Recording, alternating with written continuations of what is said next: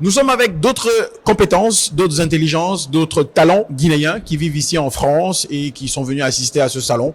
Ça sera le dernier plateau de cette très belle rencontre, de cette très belle 4e édition du salon de l'entrepreneuriat et de l'emploi. C'est des jeunes Guinéens aussi qui entreprennent et qui ont envie de rentrer au pays pour servir, pour apporter leur expertise. Ils vont chacun d'eux se présenter et puis ensemble on discutera de ce qu'ils font comme activité. Donc je suis le fondateur de l'entreprise E2, qui est une entreprise technologique qui développe et exploite des applications de mise en relation chauffeur-client. Je suis diplômé en management des opérations, j'ai un bac +6. D'accord. Bon, je travaille également au sein de la direction supply de Vuitton.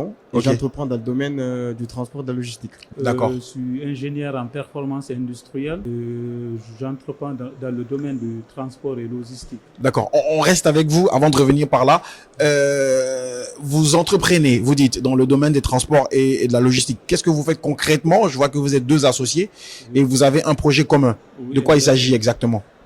Notre objectif, c'est d'accompagner les entreprises et les particuliers guinéens à gérer leur flux logistique. Donc, pour cela, on a développé des outils technologiques comme par exemple un TMS.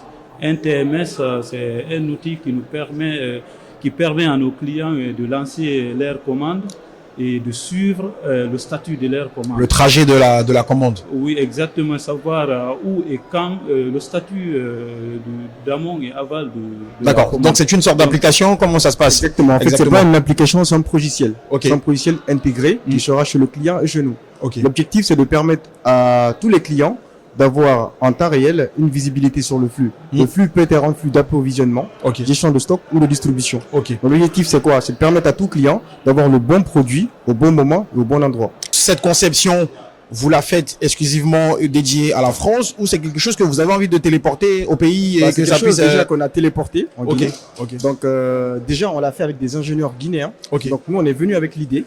On a développé avec 2 jeunes qui sont en Guinée. Et l'objectif, c'est de développer en Guinée et dans toute la sous-région.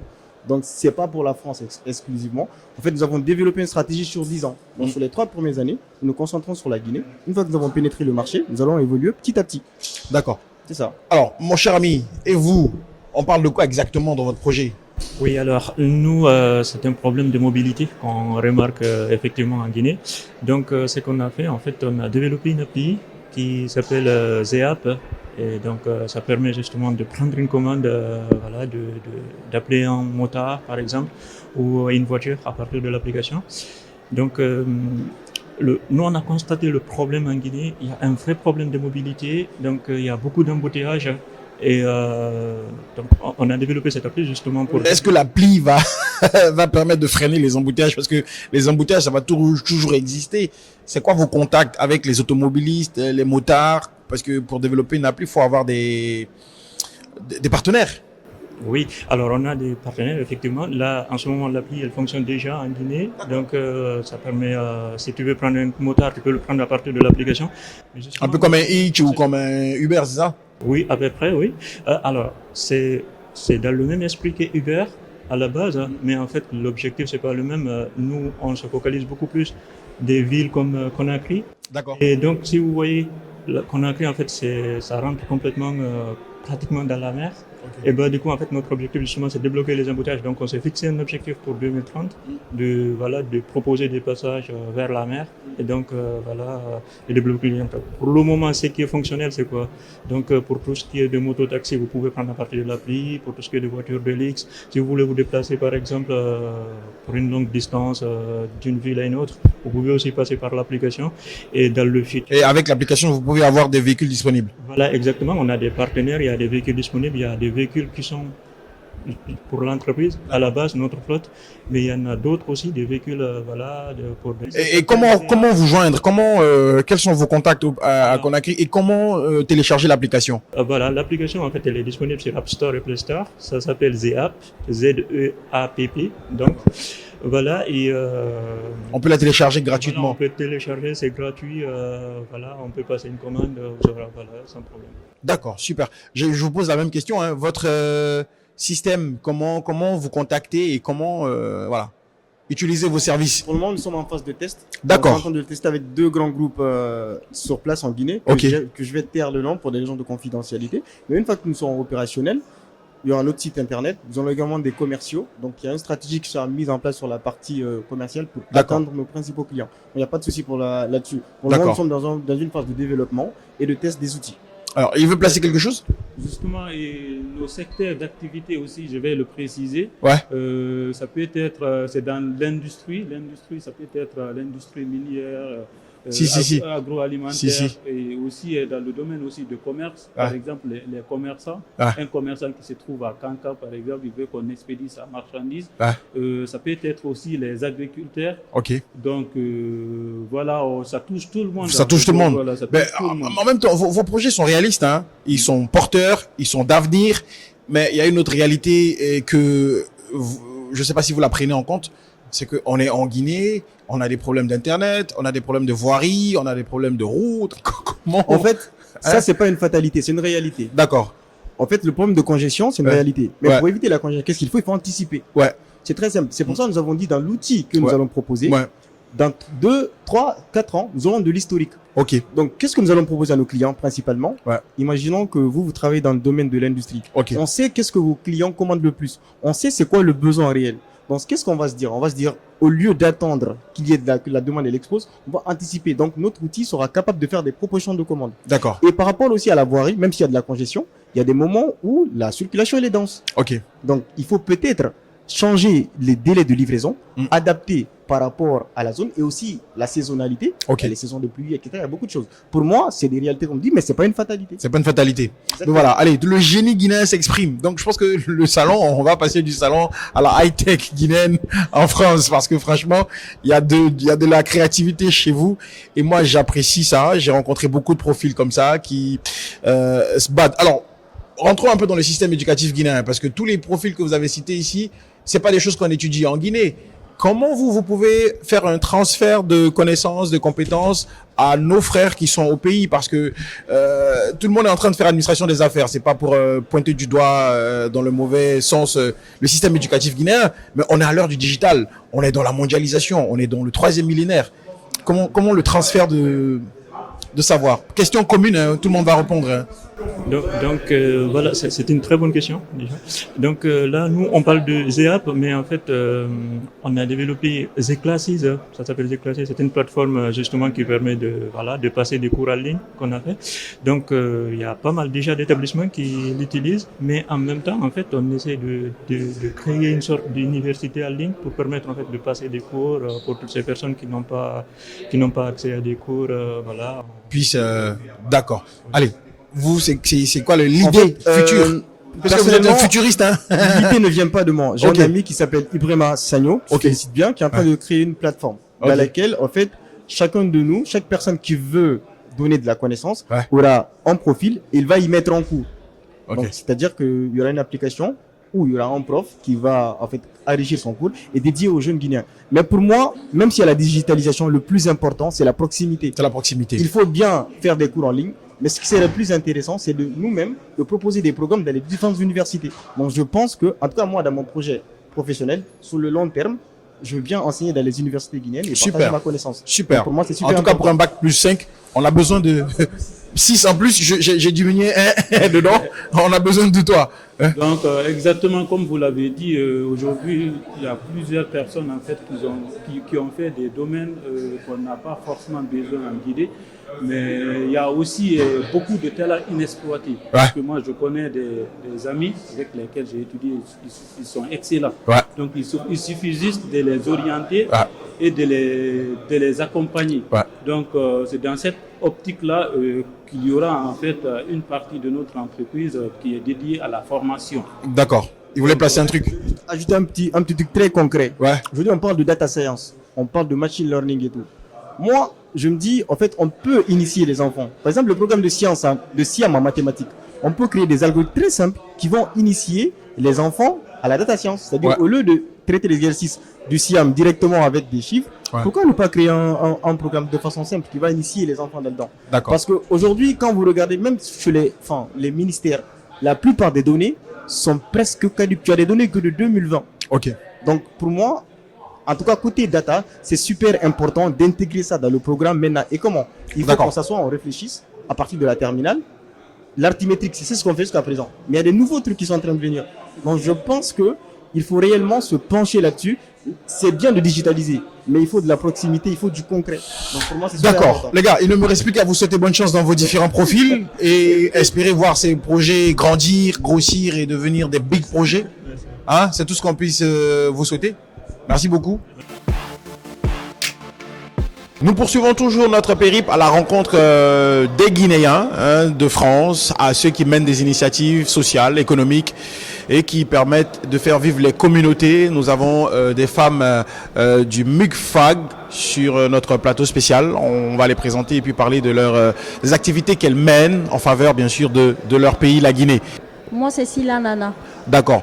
MUCFAG, ça veut dire quoi?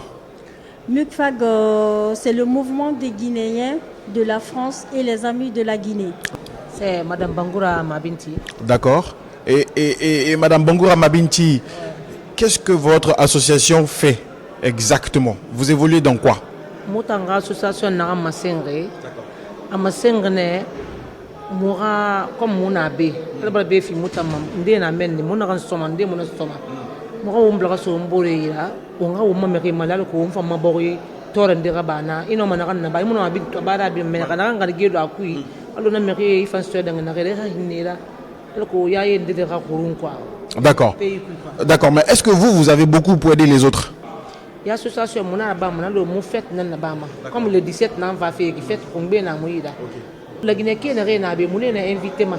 Et ce gars, vous fallait ba mo nya nya ba donc na jeton de na reso mana ala ka sabu da mu fanna wannan ka kire inde ma hailan na karge nara allo ne ga fe mo na tursa ba mo na sai ka kai hal sade hôpital d'arrêt et na firne mo mo na ka ni. Donc, on aurait regardé la D'accord. Dans votre association, c'est composé que de femmes, c'est ça? Non, on est avec les hommes. Au fait, on est au nombre de 33. 33 personnes. Voilà, mais il y a plus de femmes que d'hommes. Ok. Parce qu'on a 20 femmes et 13 hommes. D'accord. Mais comme c'était un peu précipité, c'était hier soir qu'on nous a d'accord, alertés. D'accord. Donc, c'est à cause de ça qu'on est venu. Comment vous mobilisez les fonds? Parce qu'elle a dit quelque chose de pertinent. Vous êtes vraiment dans le social. Oui. Parce que envoyer des lits, envoyer des matelas, envoyer des habits, envoyer des chaussures. Et c'est qui votre cible? Les orphelinats, les femmes désœuvrées? Vous ciblez qui au pays quand vous levez tout ça? Au fait, nous travaillons avec une ONG. D'accord. Alerte Enfants qui est basée en Guinée. Ok. Donc si nous, on prend des fonds ici, on prend des dons ici, c'est à travers cette ONG qu'on peut faire la distribution. Ok. Parce qu'il est là-bas, il s'occupe aussi que des enfants. Mais ce n'est pas que des enfants. Quand on a des dons aussi, on peut aller dans les hôpitaux, dans les villages. Comme l'autre fois, on était parti à Bofa pour distribuer les sacs et des livres. Ok. Alors, on parle de ONG. Mais ONG aussi rime avec beaucoup de détournements, beaucoup de fonds qui vont pas à destination. Les gens se mettent ensemble, ils débloquent des fonds, comme on dit chez les Blancs. Ils font croire qu'ils vont aider en Afrique, mais l'argent n'arrive jamais à destination. Quelle est la particularité de votre association? Pour le moment, nous, on n'a pas eu de problème avec ONG Alerte Enfants. D'accord. Pour le moment. Et je souhaite que ça ira mieux dans l'avenir. Sinon, pour le moment, il n'y a aucun souci. D'accord. Et aujourd'hui, on peut estimer à combien de personnes que vous avez pu aider? Est-ce que ça se chiffre? Est-ce qu'on a une idée? Au fait, à part l'action de Bofa. À part l'action de Bofa, on a envoyé, la première édition qu'on avait fait, on n'avait pas des moyens. On avait envoyé que des tapis pour prière à la mosquée de Bessia. Après ça, on a pu récolter, on a pu, avec les chaussures de nos enfants, les habits qui ne sont pas vraiment usés, on a envoyé ce don-là aussi. Et beaucoup d'enfants ont eu à profiter de ce don. D'accord. Donc, nous ne pouvons pas dire exactement c'est le nombre de personnes là qui a eu. Mais je pense que ça part jusqu'à dans les cinquantaines. D'accord. Elle voulait dire quelque chose sur la même question. Hein. Ils ont fait une défalafé. Ouais, quoi? Mon affaire n'a pas bafi, mon abbé, mais moi, mon abbé là. D'accord. Mon frère, bébé, moi, au moins, me remali. On a béto, à la barbe, fi, on tama, à moi, fi, n'a rima, on n'a rien, on kill des ma, on ramasse, on a réussi on a massé on colle rien de l'association moi mon besoin mali big ma fait big na amari tourna le monde na c'est stonaki akani fait on gogne a prix goroyati yati prix on a fait motorori muna kani menni fan monsieur Mohamed Touré aller dans l'enfant atana mo malima mais avant na c'est kani fait na village ande di compliqué ma des fois à ce auto store a gundi fa moto taxi dans ton village parce que man ka ko sabo on va se rendre compte ça après ça mais wakil mo fait en tout cas pour le moment kamena vraiment à quoi fait moment habili quoi fait moment kine on n'a mon secret ya au Nyanyira Fotetabe, combien d'années vous avez fait déjà ici? on a il y a 12 ans de cela. Oui. Et l'association existe depuis combien d'années? En fait, l'association existe depuis 2012. 2012. Mais 2012, on n'avait pas tellement du monde, on avait des difficultés. D'accord. C'est à partir de 2015 qu'on est rentré vraiment en activité. D'accord. Ouais. Et vos membres, ils sont tous en France ou d'autres sont dans d'autres pays d'Europe Vous avez des membres qui ne sont pas forcément en France, mais qui sont ailleurs? Non, on est tous en France. Tout le monde est en France. Oui, on est D'accord. tous en France. Oui. D'accord. Ben, écoutez, tout ce qu'on a, c'est de vous souhaiter bonne chance dans le cadre de vos activités, parce que c'est vraiment rare d'avoir des mamans à nous qui sont à l'étranger, qui travaillent et qui pensent aussi aux gens quand on connaît les difficultés de la Guinée, on connaît les problèmes sociaux qu'on rencontre. Oui. Merci à votre association, comme ces autres associations qui n'ont pas peut-être la chance d'être sur notre plateau et qui aussi contribuent au bien-être des populations. Si vous avez un dernier truc à dire, un message à passer aux femmes, aux enfants. Moi, j'ai un message à lancer aux autorités guinéennes. D'accord. Parce que nous, on vit en France. C'est vrai qu'on n'a pas tellement de moyens. Nous aussi, on travaille, mais on a nos besoins, on a nos factures à payer. Mais néanmoins, on veut aider. Il faut que le gouvernement guinéen aussi nous aide. D'accord. Parce que si nous, on a des dons ici, par exemple, l'année dernière, on a eu les matériels médicaux, les lits, les béquilles, et puis le fauteuil roulant. Il a fallu que nous-mêmes, on se charge de la logistique pour envoyer en Guinée. On a envoyé en Guinée, le dédouanement aussi, il fallait payer. Ouais. Donc si le gouvernement guinéen pourrait nous aider pour ça, pour ne pas qu'on paye le dédouanement, ça nous fera plaisir. Ouais, mais est-ce que le gouvernement guinéen, vous leur avez écrit? Est-ce que vous les avez sollicités?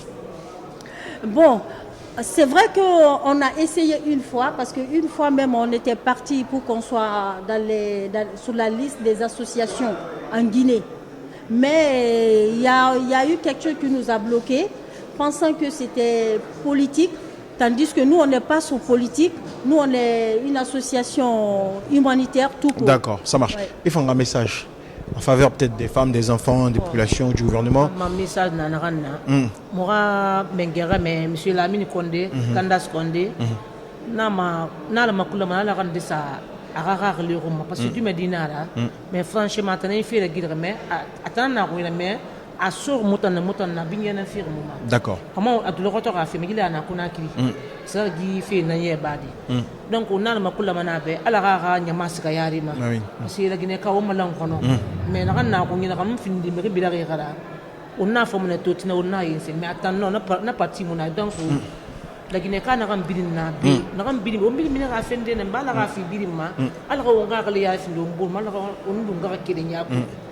On a the long way when I be on fire. I feel you must have done Rana Kinato. Alara, the Guinea Cabi, what and down from more than Alaran de Safanti, I mean, aura cohésion Béna dit communauté. Est-ce que au Malam vous vous entendez? Il y a l'entente. Comment ça se passe ici? Est-ce que vous êtes unis ici? Si. C'est moi, et vos rapports aussi avec les autres associations? Oui. On invite les associations aussi, eux aussi. D'accord. On partage. Bon, sur le plan social, il n'y a pas de problème. Voilà, on coopère avec d'autres associations qui sont là, qui sont sur place. Et puis, dans notre association, il y a toutes les ethnies qui sont représentées. D'accord. Que ce soit la forêt, la moyenne, la haute, on est tous là. Tout le monde est dedans. Tout le monde est là et ce problème, je pense que c'est l'une des associations les plus neutres en la matière, qui regroupe tout le monde. Exactement, c'est ça notre force. D'accord. Ouais. Merci beaucoup. Merci. Bonne chance. Allez, nous sommes toujours au cœur de la mairie du 20e arrondissement de Paris à l'occasion du 4e salon de l'entrepreneuriat de l'emploi organisé par l'AJGF. Nous avons un autre invité de parcours. Bonsoir. Oui, oui, bonsoir. Alors, vous êtes en Guyane française, vous avez parcouru assez de kilomètres pour assister à cette 4e édition du salon. Quel est l'impact pour vous, personnellement, et quel est l'impact après sur la communauté? Tout d'abord, je remercie la JGF qui m'a invité à ce forum. Dès qu'ils m'ont parlé de ce salon, je ne me suis pas posé 1000 questions. Je sais que la Guinée, c'est notre cause commune. Ouais. Et aujourd'hui, je suis ingénieur de mine, je sers quelque part en Amérique du Sud. Donc je me suis dit, il y a des entreprises minières qui viennent ici pour rencontrer la diaspora dans tous les domaines, que ce soit en mine, en géologie, dans le BTP. Donc moi, étant ingénieur géologue et que j'ai envie de retourner travailler dans mon pays, je ne me suis pas posé des questions, j'ai fait 8h à 8h30 de vol pour être là. D'accord. C'est pour rencontrer les acteurs miniers de mon pays pour voir s'il y a des opportunités à saisir. D'accord. C'est quoi le parcours personnel en tant qu'ingénieur en mine? Vous avez fait votre formation au pays, à l'étranger? Tout d'abord, je suis un pur produit guinéen. D'accord. J'ai fait mon école primaire, le collège, le lycée et même l'université. J'ai obtenu un diplôme en licence en génie géologie à l'Institut supérieur de mines et géologie de Bokeh. De Bokeh, d'accord. C'est après cette formation-là que je suis venu en France. J'ai intégré l'université de Toulouse, D'accord. où j'ai fait une licence, un master 1, un master 2. Donc j'ai un bac plus 5 en exploration des ressources minérales.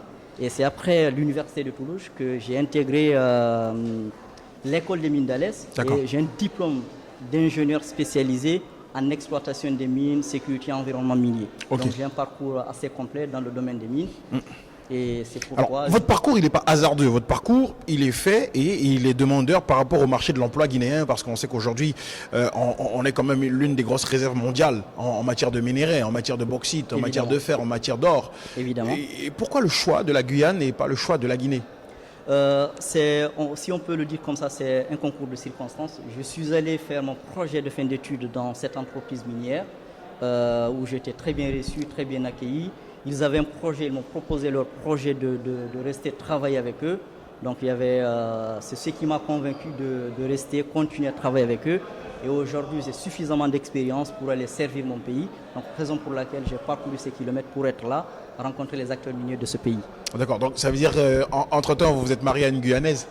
Non, je suis marié à une Guinéenne. D'accord, ça marche, il ne faut pas oublier ses racines. Alors, on a quand même à ce panel et à ce salon des entreprises comme Rio Tinto, qui sont présents, comme IBS aussi, qui évolue dans la logistique minière. Comment les prises de contact se font? Comment est-ce que vous vous présentez à eux pour qu'ils puissent être intéressés par votre profil? Tout d'abord, avec mon parcours académique, de là on comprend que voilà, vous avez devant vous un professionnel, quelqu'un qui a un parcours académique assez complet. Et de là, vu aussi les postes que j'ai occupés dans mon entreprise et le poste que j'occupe actuellement, je pense que c'est très facile. Donc j'ai vu avec Wayne Consortium qui est très intéressé par mon profil. Et également Rio Tinto, j'ai pu avoir des contacts aussi avec IBS. Donc les contacts ont été très bons. Moi je pense que la JGF a fait un bon travail en faisant ce pont. Parce que quand on arrive en Guinée, on est resté ici pendant plusieurs années, on est un petit peu perdu, on ne sait pas où mettre le pied. Donc, mais ce forum permet ce salon, une sorte d'incubateur. Exactement, de faire une liaison entre la diaspora qui est là et qui a envie de rentrer, servir ce pays et les entreprises qui sont sur place en Guinée. Il faut qu'on reste assez optimiste pour notre pays. Je pense qu'il y a des choses qui sont très positives, qui sont en train d'être réalisées par le gouvernement en place, par les entreprises minières et surtout sur les négociations, et j'insiste là-dessus, sur les négociations entre le gouvernement guinéen et les entreprises minières, qu'il faut que ce soit des professionnels qui s'y connaissent, qui sont du domaine, qui négocient. Je pense qu'on doit être très positif là-dessus et il faut être patient. Le changement ne vient pas d'un seul coup. Ouais. On a encore de la marche à faire, mais on va y arriver. Je pense que j'ai un regard assez positif. Je vois que les écoles professionnelles, ça avance. Les métiers et sur la partie enseignement supérieur, il y a pas mal de changements qui se font en ce moment. Je pense qu'on ne peut qu'être fier et aller participer au développement socio-économique de ce pays. Alors, vous qui avez fait vos études à l'école géomine de Bokeh, sous l'ancienne magistrature, Bokeh a été zone spéciale économique. mais aujourd'hui, les mines ne rapportent pas grand-chose à la ville de Bokeh. On aurait voulu avoir des hôpitaux, des CHU, des stades, des infrastructures pour la jeunesse, que la ville puisse profiter d'un vrai réseau routier à Bokeh. Vous avez connu Bokeh. Le regard que vous portez aujourd'hui sur cette ville qui bénéficie pas des retombées de l'exploitation minière? Je pense que tout ça vient du départ, de la négociation entre les autorités locales, entre le gouvernement et ces entreprises minières. Je pense qu'aujourd'hui, la Guinée doit se tourner vers les entreprises qui ont une certaine responsabilité sociétale et environnementale pour que les retombées minières, pour que l'activité minière puisse se ressentir sur la population locale et en général sur les Guinéens. Dans l'assiette du Guinée lambda? Absolument. Ouais. Moi, je pense que tout part du départ des négociations entre les autorités et ces entreprises minières. Si la base elle est là et que nous exprimons nos besoins en fonction de leur projet, nous leur présentons ce que nous avons besoin. Avant de signer tout type de contrat, je pense qu'ils sont obligés, s'ils veulent travailler avec nous en toute transparence, ils sont obligés de s'y plier à ces contrats et à nos besoins pour qu'ils puissent résider sur nous, travailler en toute sécurité. Et je pense que c'est ce qui manque et il faut que ça soit bien négocié dès au départ. Et tout ça. Et D'accord. Ça va rapporter. Alors, un dernier mot forcément à tous les jeunes Guinéens qui vous regardent, qui aspirent aussi au succès, à la réussite. Nous sommes au salon de l'entrepreneuriat, nous valorisons aussi les métiers, nous valorisons aussi les non-diplômés, mais qui ont des capacités, qui ont des aptitudes, qui ont appris des choses. C'est quoi le message pour les stimuler? Je pense que le seul message, en partant de moi, même si je ne suis pas forcément un grand exemple, et tout ça, il faut être patient et persévérant et avoir des objectifs très clairs. Ne pas se laisser emporter, ne pas se laisser distraire. Vous savez ce que vous voulez, vous savez ce que vous voulez devenir et il faut travailler, c'est le travail. C'est le travail qui vous fait parvenir là où vous voulez. Ce n'est pas Paul ni Pierre, il ne faut pas toujours se reprocher sur le gouvernement n'a pas fait quelque chose. Ouais. Je pense qu'il faut travailler nous-mêmes, il faut travailler, il faut qu'il y ait du civisme et de la sensibilisation au sein même de la population, au sein même de la jeunesse. Et un dernier mot sur nos formations, il faut absolument adapter nos formations aux besoins. Aux besoins du marché. Aux besoins du marché.